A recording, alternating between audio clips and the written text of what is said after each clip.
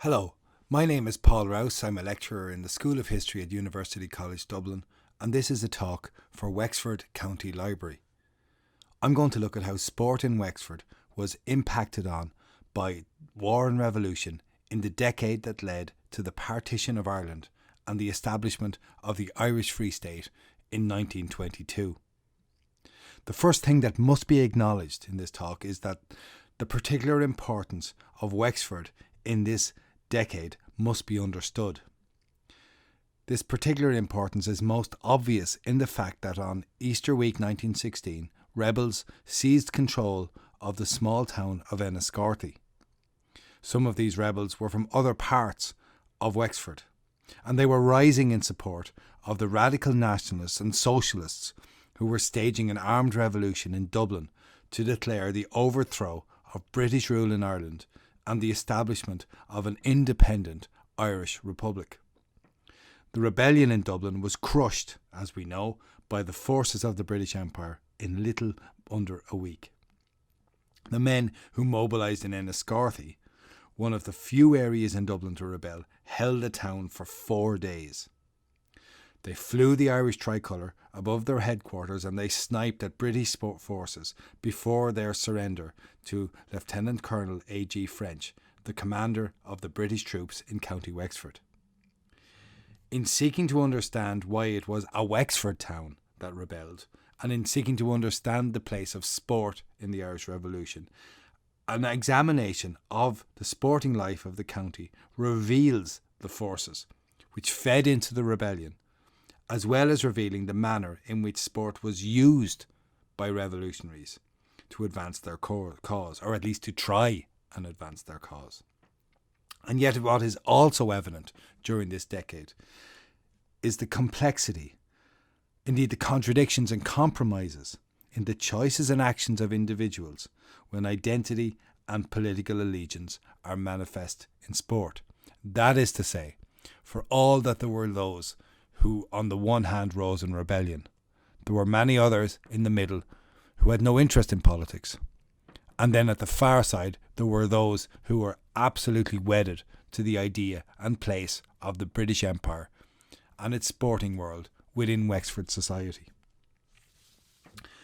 The place to start must be the Gaelic Athletic Association. In the first years of the 20th century, the GAA increasingly adopted rules and rhetoric that rejected the sporting culture of the British Empire. At national level, the most outspoken of a new generation of GAA officials were zealous in their belief of the transformative power of the GAA. They saw the GAA as primarily engaged not in sport, but ultimately in a project of national liberation, cultural on the one hand, but also ultimately political.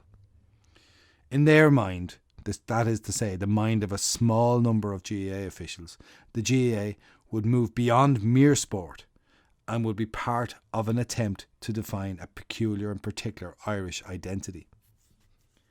Barriers were erected between the native games of the Gaelic Athletic Association and what were called the foreign games. That is to say, games such as rugby, soccer and cricket and hockey. Between 1901 and 1905, the GAA, at national level, introduced a set of rules which ultimately decreed that anyone who played, promoted or attended foreign games could not participate in the games of the Gaelic Athletic Association or its meetings. And later it was added that anyone who was a member of the police or of the British Army was prohibited from membership of the GAA. More than that, no GAA club was allowed to organise any entertainment at which what were called foreign dances were permitted. And any GAA member who attended dances run by the British security forces or by foreign games clubs was liable to a suspension of 2 years. All of these rules impacted on the playing of sport in Wexford. Indeed, members of the GAA in Wexford were among the most zealous in the promotion of these rules. These were men such as Sean Etchingham, who was a newspaper columnist in the county, and Sean O'Kennedy, the outstanding Ross Geraldines football from New Ross, as well as the Enniscorthy GAA officials Pádraig Doyle and Frank Bogan. All of these men together attempted to push the GAA in Wexford towards a radical nationalist position in the first years of the 20th century and indeed into the decade of revolution. In the first instance, this push demanded an assault on the sports of the British Empire in Wexford. For example, at the 1907 annual convention of the Wexford GAA, which was held in the Athenaeum in Enniscorthy, a local GAA official, Frank Bogan, opposed the election of the new Ross man Johnny Cummins as the president of the Wexford GAA. Bogan told the meeting that Cummins was in fact a man who had helped the game of cricket prosper in Wexford, apparently by giving a field of his for the playing of the game in the county. Bogan said, "I think that it is antagonistic to the rules of the GAA for the president of the Gaels of a county to give a field for an alien game, cricket. I say that he is not a Gael. I would like to see a thorough Gael in the chair, and one that will always stand up for Irishmen." Now, Bogan himself was accused of playing cricket. He ignored those suggestions, however, and he stated that Cummins also was not a member of any GAA club, but was using the GAA to further his own career as a politician who was seeking election to Parliament as an MP for Wexford. And finally, Bogan smeared Cummins and said he was, and I quote, "an English government man." The evidence being produced for this was his sporting tastes. There were other ways in which the GAA began to move to a more radical position in Wexford, which went beyond the mere rhetorical. And in the second instance, what Wexford GAA officials sought to promote was not just Gaelic games, but also language revival through support for the Gaelic League and through temperance through the County Wexford Temperance Council. Because in the Gaelic mind of these revolutionaries, it was not enough to play sport to free Ireland. It also meant language revival, and the only way you could do all of this was to be sober. At a meeting of GAA clubs in Wexford in November 1912, GAA officials argued passionately against the practice of GAA teams togging out in pubs before they played matches. Pubs had given their rooms to GAA teams who had no dressing rooms since the foundation of the association because, of course, it meant they would come and tog in there after the matches, and togging in a pub after a match often led to the sale of more drink and a long evening. Now, however, the officials argued against it, saying that no true Gael should touch intoxicating drink. And a local priest in Enniscorthy, Father Murphy, told the members of the Gaelic League that they should be involved with Gaelic games and not with the games of the foreigner, and not with their athletic superism, as he called it. In an attempt to confront such behaviour on every front, the members of the GAA actually established in County Wexford a Gaelic athletic tennis club in 1914, and it was a huge success in its first year, drawing in large numbers of players. Although it wasn't officially part of the GAA, it was members of the GAA who were the central players in this organisation, particularly Michael DeLacy, a school teacher who later fought in the 1916 rebellion. It was a reminder, of course, that some games were called foreign and other games were not.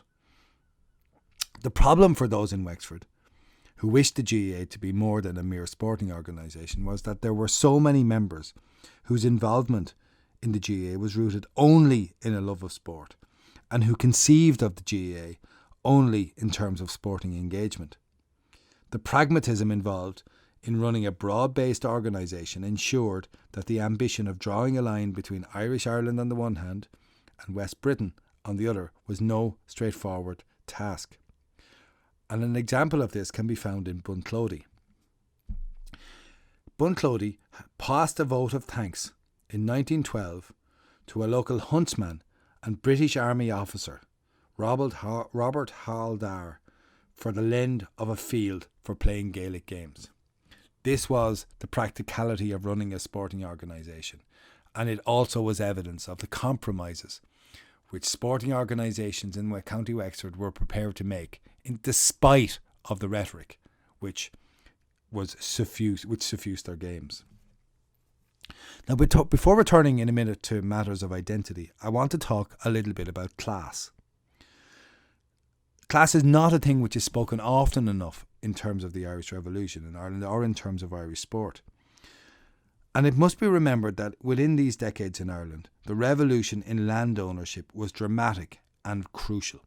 The demise of the landed aristocracy and the growing importance of tenant farmers began with the Land War and culminated in a series of land acts that eventually forced landlords to sell to their tenant farmers, more or less. This unprecedented intrusion on the rights of private property was itself a reflection of the historical legacy of colonisation and of the imperative, something that was sought increasingly desperately, by the way, of finding a way to reconcile the majority of Irish people to British rule. By 1916, 64% of agricultural holdings in Ireland were all owner-occupied. This 64% compares with a mere 3% of owner-occupiers in 1870. This in turn had massive implications for the rural economy. It had implications for the very poor, as we will see, as well as the very rich. The very rich lost their land, ultimately, although it was bought off them, but for the very poor, there was a destruction of the class structure. Between 1845 and 1910, the number of rural labourers in Ireland fell from at least 700,000 to fewer than 300,000. And under that same time frame, the number of cottagers working farms of less than 5 acres fell from 300,000 to 62,000, while the number of farmers who held land between 5 and 15 acres fell from 310,000 to 154,000. So what I'm saying here is that it was undeniable that a great shift in wealth and status was occurring in Ireland, and the great rich losers were the very rich, who lost their land, which was subdivided, and the very poor, who basically were forced into emigration. Given the importance of agriculture to the Irish economy and the relative failure of the country to industrialise beyond the Greater Belfast area, this had implications for society as a whole. That it happened in tandem with the rise of the professions and the expansion of upper working classes, including clerks and shop assistants, was also crucial. It was slow to manifest itself across the sporting world, but manifest itself it did in County Wexford. I want to show how this happened by looking at golf, and to show you in particular how slow it was that society changes, even as its economic structure moves. So let's look at what happened when Enniscorthy golfers competed against against Gorey around 1910. The social class of the members of the Enniscorthy team were clear. Among the golfers were members of the Catholic middle classes. These included Henry J. Roach, the Catholic maltster who was so prominent in the tennis club in the town, that was already present in the town. There was also J.N. Scallon, a solicitor who lived on Abbey Square in Enniscorthy, where his home was looked after by 2 domestic servants. Other members of the golf club were Protestant. They included Elizabeth Dawson Leach, who was the Church of Ireland wife of Frederick Leach, a local land agent. They lived at Mill Road in Enniscorthy, where they were attended by 3 servants. For his part, Henry Horace Wheeler was also Church of Ireland. He was a bank manager who lived with his wife Julia and 2 servants on Slaney Place in Enniscorthy. And finally, there was Elizabeth Ringwood. She was the daughter of Cecil William Ringwood, a Church of Ireland bank accountant who lived on the edge of Enniscorthy. Around the town also were other prominent golfers who were involved in the club from its foundation. There was Festus K. Pounder, who was a clerk in the asylum in the town, and Elizabeth Drapes, a daughter of Thomas Drapes, the resident medical superintendent at the asylum. Both of these were also members of the Church of Ireland. So that's just a look at the Enniscorthy team. But go and look at the teams that Enniscorthy played in golf matches in the years between 1910 and 1914. They went out and played other local teams. So let's look at the Gorey team, who they played against. They played men such as Major Urban Vigors Richards, Reverend William Squires, and Dr. Alexander Stevenson. So let's look at who these were. Major Richards, for example, was in his late 60s. He was retired from the British Army, and he farmed lands at Salisbury, where he lived with his wife Catherine, with a footman, a cook and 3 maids. His brother, Sir Frederick Richards, had actually been the admiral of the fleet of the British Navy, and the Major himself had served with the Royal Irish Fusiliers and had seen action in Abyssinia and in India before living in New Zealand for 25 years. That is to say, this is a world that is intimately connected with the British Empire in all its phases, not just locally, not just the British, but these networks of empire that spread across the world. Another man who was intimately associated with Gorey Golf Club was the Earl of Courtown and his family. And when a new links was opened at Gorey in 1911, it was the 88-year-old Earl of Courtown who was invited to strike the first ball as the keynote of the opening ceremony. He played the shot surrounded by members of his family, his servants and other members of the local gentry. In all of this, the broader culture of the golf clubs of Wexford, in its aspects of class and symbolism and play, was something that fitted comfortably within the global story of the British Empire. Now, if we turn back to the GAA and matters of identity, it was one thing to promote an Irish Ireland. It was altogether another thing to actually fight and kill and die for that independent Ireland. The introduction to the House of Commons, however, in London in April 1912 of a bill giving Home Rule to Ireland saw a sea change in the atmosphere in the country and the possibility of violent uprising. There were 2 years after 1912 of escalating tension and ultimately the militarisation of large sections of the civilian population. Determined to resist the introduction of Home Rule, Unionists formed the Ulster Volunteers and pledged never to accept the rule of Dublin. Nationalists responded with the establishment of their own volunteers, that is to say, the Irish Volunteers. Both sides sought to import guns from the European continent, and all the while they marched and drilled in military fashion. The outbreak of the Great War transformed Ireland. It should be said, firstly though, that initially, well for some at least, sporting life continued relatively unimpeded. When the Wexford Polo Club staged its Gymkhana in the summer of 1914 after the war had begun, a large crowd attended. There were the usual families associated with the Polo Club in the county, the Dunbars and the O'Flahertys, the Letts and the Wests, and they saw a match between the civilian and military members of the Polo Club in Wexford take place. There was also at this Gymkhana a tug of war, and there were sack races and pig stickings and all manner of novelty races. This was the kind of event, this Gymkhana, which could have taken place in almost any part of the British Empire across the world. The master of the Wexford Hunt, Major Michael Toby Lacken, an officer in the Dublin garrison and also the master of the Island Hunt, Captain Stewart, were both away with the regiments at the opening of the hunting season. But despite this, despite the outbreak of war, it was announced in October 1914 that the Wexford Hunt would actually continue to hunt for 5 days every fortnight, while the Island Hunt would hunt for 3 days a week, and the Bree Harriers would hunt 2 days a week. For people of a certain class, it was as if, in Wexford, it was as if the Great War had not started when it comes to sport, or at least they were hardly influenced by it. And yet, there was recruitment to the British Army from across Wexford from a whole range of sporting clubs during the second half of 1914, after the outbreak of war. The local Wexford press reported in September 1914, "They are going now by every train." What the press was talking about there was these sportsmen who were joining the military here, the British Army, and being sent away from train stations with presents of cigarettes and other gifts as they left by family and friends. Among those who left were prominent sportsmen. There was a farewell dinner, for example, given for Ngor Hickman, a member of the golf, rugby and tennis clubs in Enniscorthy, and many who attended that dinner were members of the Enniscorthy Lawn Tennis Club. They gave Ngor Hickman and another tennis player, PM Hart Maxwell, honorary membership of the club for so long as they were away at war.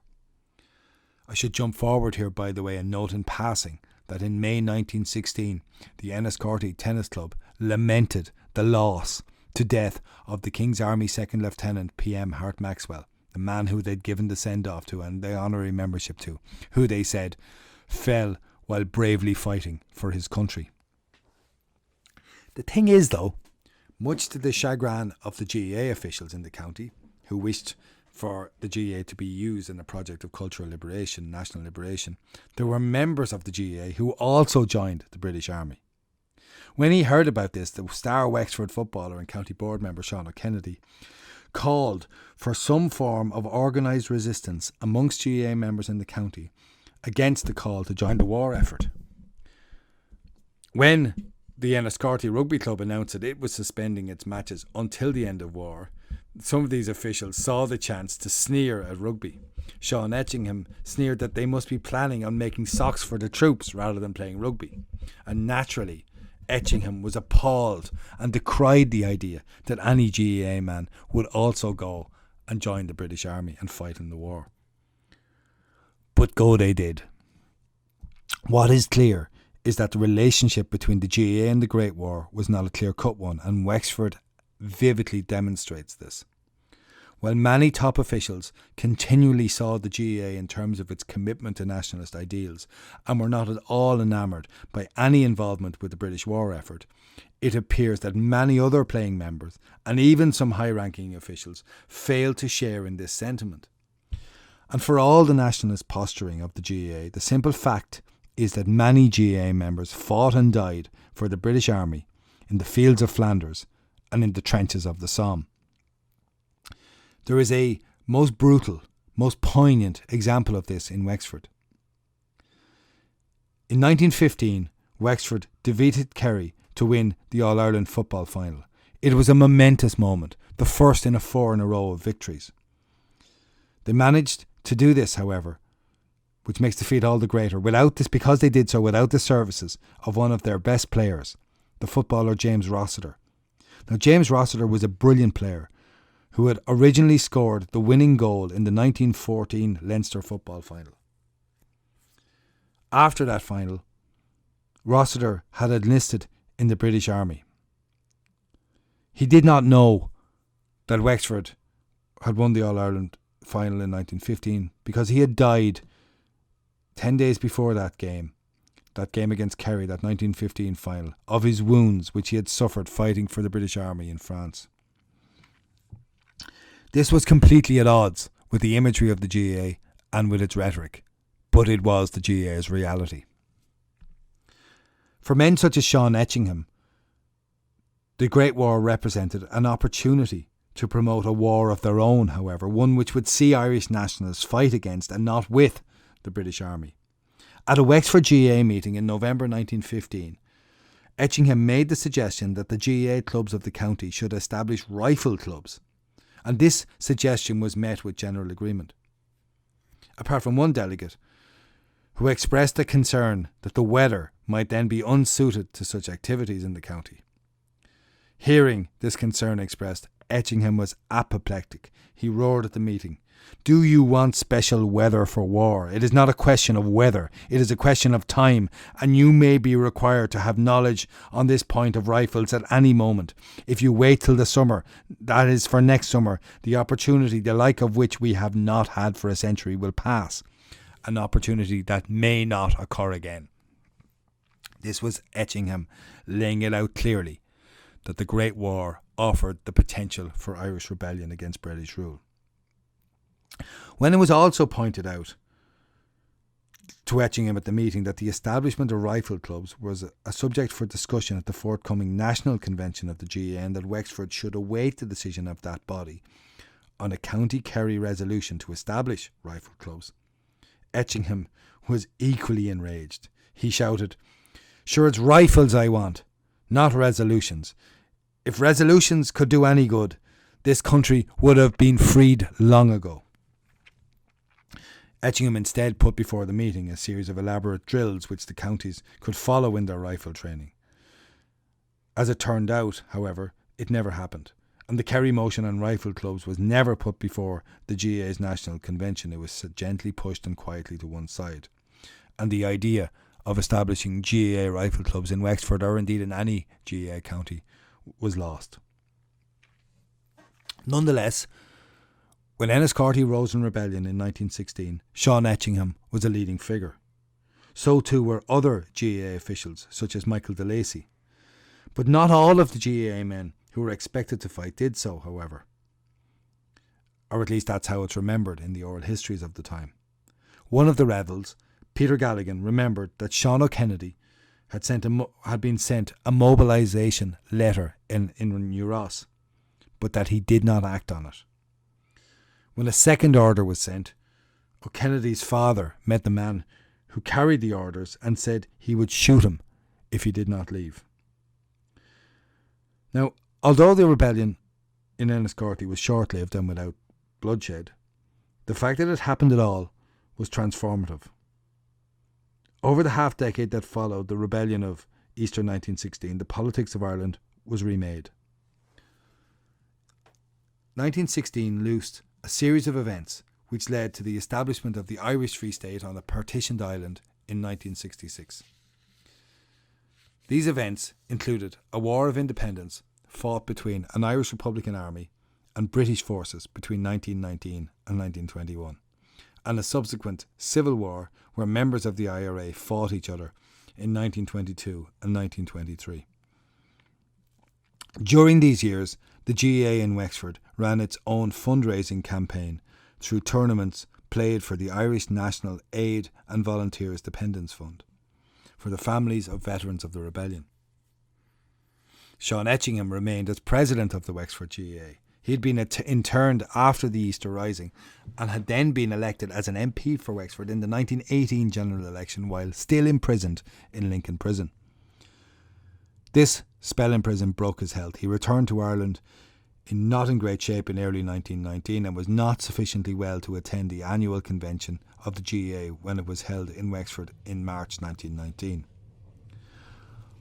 Meanwhile, the complexities of politics and of identity were brought out time and again in sport in Wexford. For example, as the country pulled itself apart, in September 1919 a match in Wexford between Crossabeg and Castlebridge was delayed when a debate was held about whether an ex-British soldier who was lining out could play as a goalkeeper and whether he was in fact a legitimate member of the GAA. The Crossabeg men refused to play unless the goalkeeper stood aside from the Castlebridge team. Now, the goalkeeper, in order to facilitate the match, was willing to do so, but his Castlebridge teammates refused to countenance this. This is just one example, because in the aftermath of this dispute, at the April 1920 meeting of the Wexford County Committee, a number of ex-British soldiers wrote asking to rejoin or join Gaelic Games clubs. The secretary of the Wexford County Committee was directed by the meeting to write to the soldiers to ascertain if they had been members of the GAA before 1916. If they had, they could be reinstated, but if they hadn't, they were told to stand down for 2 years before membership would be conferred. This was the legacy of war. So what about other sports? Some clubs, in some places, left no doubt as to where their loyalties lay after 1916. In the months after the 1916 rebellion, the Enniscorthy Tennis Club offered all British Army officers based in the town honorary membership of the club while they were billeted in the area. The tennis club grounds was used for a gymkhana and then for a fete in support of the British Army's prisoners of war funds. What also seems to be the case is that in Wexford county towns, just as in county towns all across Ireland, the ties between non-GAA clubs were strong. And when a regular calendar of rugby, cricket, tennis and hockey matches was resumed in 1919, it was often done in shared facilities, often shared players and generally a shared social life, attending each other's dinner dances and balls. It would be wrong to overstate this unity, but there is evidence of it across Wexford nonetheless. There is also the fact that hunting continued in Wexford through 1919 and 1920. just as it had through the war. Major Lacken was back as the master of the Wexford Hounds, a position he held until 1937. Similarly, Major Richards was restored to the Island Hunt and the Golf Club. There was change, however, and it should be said that this was change. This was not just an uninterrupted flow, pre-war re-emerging again post-war. Because hunting in Wexford was disrupted through 1919 and 1920 when threatening notices were put on land saying that it had been poisoned. And indeed, letter writers to the newspapers urged the poisoning of coverts and other adjoining lands at a local Sinn Féin meeting. The changing political climate led to the departure of previous mainstays of local hunting. This really matters. The newspapers advertised an auction, for example, to be held in January 1920 for the sale of Ethermine Hall, home to the Power family, who had for so long been at the centre of the hunting scene in North Wexford. Along with the house, there were also 100 acres and stabling for 13 houses. Also for sale in those years was Clobman Hall, which was advertised as a house which had fishing rights on the River Slaney and which had been let regularly during the hunting season. Fishing too had been hampered. The Ballycarney Sinn Féin Club passed a resolution threatening that fishing by alien and resident gentlemen holding anti-Irish ideas on the Slaney would be stopped. All of this says that this world was being remade after partition. And ultimately, to conclude, it is clear that the relationship between Britain and Ireland, two islands united in one kingdom and bound together for so long by ties of kinship and commerce, had ensured that the British sporting revolution of the 19th century spread immediately to Ireland. On both islands, the new sporting world, that is the world of rugby, soccer, cricket, tennis, and other sports, was capable of transcending political, economic, social and cultural divides. But this is no simple story of identification for good. It was also the case that this sporting world was capable of underlining and indeed aggravating, contributing to the building of divides and their exacerbation. Indeed, sport in Wexford, as is clear from this period, was a complex amalgamation of class and gender, of religion and geography, of personality and of political allegiance. The fact that popularisation of organised sporting activity occurred through the greatest period of political upheaval in modern Irish history profoundly shaped the sporting life of County Wexford. The extremes of nationalist rhetoric and rebellion on the one hand, and the depth and strength of a sporting tradition associated with the sports of the British Army and its empire on the other, ensured that the sporting clubs of Wexford were presented by 1920 as being organised for foreign games, I quote foreign games, on the one hand, or for the games of the Gael on the other. This was a binary, of course, which did not take account for the broad swathe of motivations which account for the sporting tastes of people. It was, though, nonetheless and undeniably a consequence of the reality of revolution and of the legacy of that revolution. Thank you very much for listening. That was a talk for Wexford County Library by Paul Rouse of the School of History in University College Dublin.